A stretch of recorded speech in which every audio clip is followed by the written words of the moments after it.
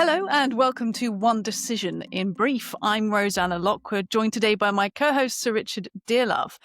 And today we're going to be discussing everything going on in America's all-new foreign policy adventures, if we can call them that, Richard, because some people are arguing we're sort of in a renewed American foreign policy state. I was talking to somebody the other day who was saying that they're sort of shifting back in the US to what could be argued as like a 1920s, 1930s balance of power, a regional hegemony approach, basically focusing on the Western Hemisphere and seeing what they can do in terms of that, basically undoing about 75 years of foreign policy strategy as we know it. Do you agree with that?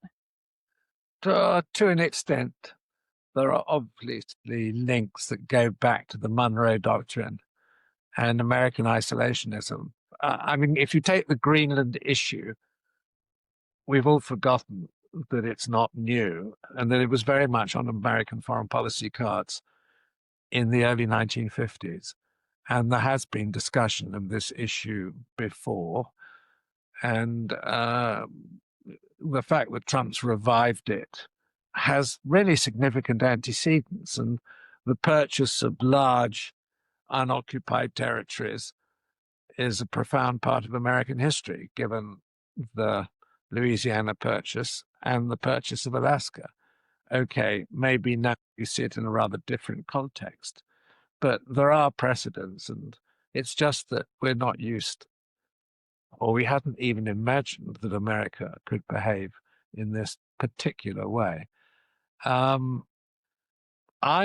certainly of the view with regard to Greenland that America has a case to be in Greenland in a significant capacity. And I just cannot imagine that it isn't possible for Denmark and the United States to reach agreement. That's the thing that confuses me, why the Danes can't make a significant concession, and that everyone should stop talking about sovereignty and should think more about the strategic security of Northern Europe. Iceland took its complete independence, I think, in 1948, and was treated very much as second-class citizens by the Danes. And Greenland has lacked Denmark's investment and interest over many, many years. So it's not quite as black and white as people would like to say. And why on earth don't the Danes lease it to the United States? The United States could make a huge investment to pay off the population of Greenland. I worked out they gave each individual Greenlander $100,000. It would cost them $5.2 billion, which is a drop in the water. That would transform the economy of Greenland. They could commit to the Danish welfare system as part of the lease, and the Danes could make a very good deal out of it, but no one seems to be thinking along those lines. I think that the Greenlanders should be negotiating with the Trump administration without Denmark present, given that it's a semi-autonomous region. To that, I would say about the sort of opening negotiation on a lease, Trump speaking on Air Force One to reporters saying, quote, "I need Greenland psychologically for success." And he said, ownership gives you things and elements that you can't get from just signing a document, that you can have a base. Psychologically, Greenland is important for me. And he also said, quote, "Now maybe another president would feel differently, but so far I've been right about everything." So it sounds very much like he's saying he won't just do paperwork. He wants full ownership. But just to add, Sir Richard, to your point there, Lord Peter Mandelson, who is Britain's former US ambassador who got removed from the position thanks to links to Epstein, but he did an interview at the weekend with the BBC where he actually said, look, we all know that Trump is not going to take Greenland by force. I'm not sure I agree with him on that, to be honest. But he does say, similar to what you're saying there, Peter Mandelson was saying, are we in Europe, are we in Britain prepared to stump up the forces, the radars, the anti-missile systems, the air defense systems to protect Greenland and the Arctic? We don't, probably not. And that's where the US comes in. And that's kind of Trump's point, right? And if you look at the right projection of Greenland geographically and you look at its position between North America and Moscow and China, I mean, it sits in an absolutely vital place. And I'm sorry, but the West, Europe, continental Europe, and the UK to an extent have neglected its strategic importance. There just seems to be a general anathema in Europe, particularly in the UK, about the US intervening anywhere. US sort of overseas escapades and intervention. And it's not what Trump campaigned on doing either. To return to my previous point, which is, we're just seeing something different to what he promised. But that's another discussion because we've got to talk about Iran. I do feel it's dating so quickly, this conversation, because things are moving so fast. But the latest, as we're speaking now, is that you've had Iran's foreign minister saying Iran is not seeking a war, but is fully prepared for war.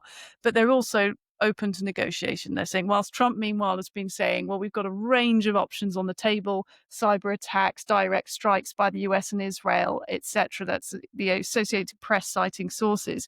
I mean, when we take into account what we've just said about Greenland, what we've just said about the Trump administration, what do you see happening when it comes to Iran in the coming days? Well, I think that the regime is in a fragile position, that's clear. And these riots, demonstrations are much more serious because it's not a cultural issue like women wearing the hijab. It's actually a fundamental economic issue about the needs of the population and the fact that they're suffering massive inflation, that the price of basic foods has gone up 70% in the last 18 months. So the context is different and it's clearly generalized. But of course, the machinery of repression that the Iranian regime can exercise is well practiced, and it's clearly extremely lethal and unrestrained.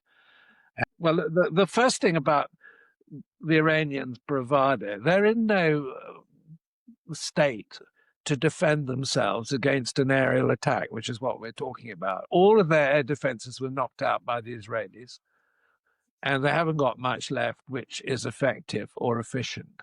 So an Israeli strike, let's say, on the headquarters of the repressionary forces in Iran, or an American strike, more likely an American strike, is a possibility if Trump cares to go down that track. Now, what I hope is happening in the White House is that there is very good intelligence coming both from Israel on a liaison link and from CIA telling the American administration what the heck is going on inside the theocratic government. Because as sure as eggs are eggs, there will be massive disputes because of the seriousness of the situation. I don't expect the Americans to intervene militarily, but they may well continue to try to press for some sort of regime compromise. But I think it's impossible at this point to say exactly how things are going to play out, because a lot will depend on what's actually going on inside Iran. And the reporting at the moment is very fragmentary, and we don't really have a full picture at all. I mean, speaking, I'm based in the Middle East, and we here in the Gulf even, experienced what it was like to have Iran sending missiles over to Doha earlier this summer. And there is a slight sense of unease, but also sort of colloquially conversation amongst people is the regime. A lot of Iranians you speak to, of course, and a lot of Westerners here say the regime must go. It's repressive, oppressive. There aren't words to describe it, but at the same time, as a journalist observing these things, you don't often see protest movements, even on this scale, overturned unless, as you say, there is enormous cracks and fissures in the government itself, in the regime, that can be exploited and taken advantage of, and there's enough infighting and suspicion. But like you said, we need the intelligence to know that for sure. My big fear is that the regime can overthrow the protesters with the tactics they're using already, which unfortunately is lethal violence, from reporting that we've got, the minimal reporting we've got, and internet blackouts and the rest, and you can eventually crush these rounds of protests. So it's fissures within the regime that is kind of the hope that those who don't want to see the regime continue have to hold on to. And in terms of whether or not something's going to happen in coming days, I spoke to somebody who said they're expecting US intervention this month, but the wording we're getting from Trump is, I may not even wait for the meeting tomorrow. We may see US action, but we know that that's part of his sort of bluster and diplomacy at this point. It's sort of sending out signals and messages. So I'm somewhat reassured that you don't think there is going to be strikes. Well, what could he strike? I mean, let's think about this realistically. What could he actually do? I mean, a lot of the repression carried out by these biker gangs, which only have a quasi-official existence in Iran. So do they have centers which can be targeted? They've already killed a lot of the IRGC command, or the Israelis did. Do they attack IRGC headquarters? That's already been done, to my understanding, during the major Israeli attack on Tehran during I think what's now called the 12-Day War. So I just don't quite see the logic of what Trump is threatening. Okay, we had the same question over Venezuela, and the outcome I thought was unsurprising. But I don't think you're going to be able to go and kidnap the supreme leader and remove him, through a special forces operation, because Iran, when it comes to a ground attack, is a very different prospect from Venezuela. And, the Iranian bluster saying, oh, well, we'll protect ourselves, we'll go to war. They won't have anything to go to war against. They're not adjacent to Israel geopolitically. They're not adjacent to the United States. And they're vulnerable, hugely vulnerable to air power attack because they've got no defenses left. They've been destroyed. When I say I'm reassured by the prospect that there may not be US strikes imminently in Iran, I say this purely from somebody who wishes not to see further Middle East instability that spills over into other regions and an ongoing conflict, through roping everyone back in. But of course, from my personal point of view, I think some type of intervention that could help the people of Iran is overdue and very welcome. So you're saying, Sir Richard, that there potentially is strike opportunities that could be tactical enough that it could help without causing wider spillover and disturbance in the region? Yeah, I suppose that's all I'm saying, and I think that's unlikely. Look, the crunch would come in Iran, as it did in 1979 or whenever, when the security forces refused to shoot the population. And they will not obey orders to go out and murder their own citizens. And I would have thought that there must be significant elements of the regime's supporters who are going out and suppressing, who are beginning to think, my God, how long can we do this? Should we be doing this? And the question is, will that crack and, as it were, demolish the Praetorian Guard that are keeping this dreadful regime in power? And I would have thought that turning point, that tipping point, is actually reasonably close, even if it's not imminent at the moment. And my prediction still is that this regime will fall in the coming months. That's the one coherence I'm hearing in voices across the board, which is that the regime has never been as weak as it is now. So if there is ever a time for any type of foreign intervention to maybe happen and to see things happen or support a revolution, then I'm sure that it's keeping the regime up at night.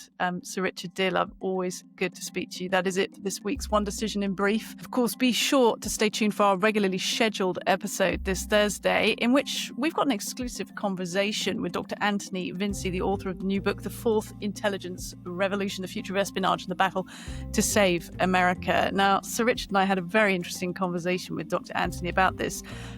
Needless to say, having both an American and a British former spy in the conversation added richness to that discussion. Essentially, Dr. Vincey's argument is that China and AI are the forces to be reckoned with as we head into the coming decades. Join us for that, and please feel free to leave comments, questions, or any feedback you have. And for more content with global leaders, visit onedecision.com and our YouTube page, where you'll find an array of shorts, explainers, and much more. I'm Rosanna Lockwood. Thank you for listening.